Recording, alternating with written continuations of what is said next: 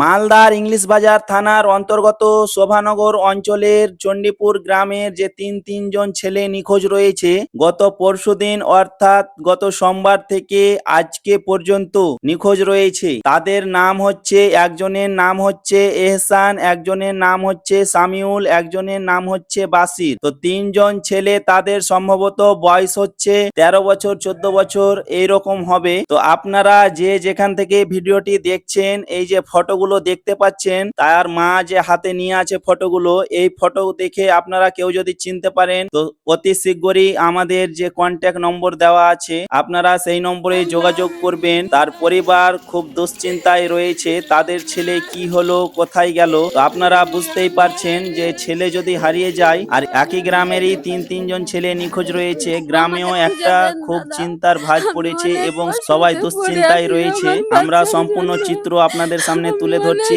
গতকালকেও আমি আপডেট দিয়েছি, আজকে আবার আপডেট দিচ্ছি যে এখন অবধি তাদের খোঁজ পাওয়া যায়নি। তো আপনারা যদি দেখে থাকেন আর এই ভিডিও তাদের পরিবারের উপকারের স্বার্থে আপনারা ভিডিওটি সোশ্যাল মিডিয়ায় বেশি বেশি করে ছড়িয়ে দিবেন। সবার কাছে আবেদন রাখছি। পরিবারের পক্ষ হতে থানায় লিখিত দিয়েছে, থানাও যথেষ্ট চেষ্টা করছে তাদেরকে খুঁজে বের করার।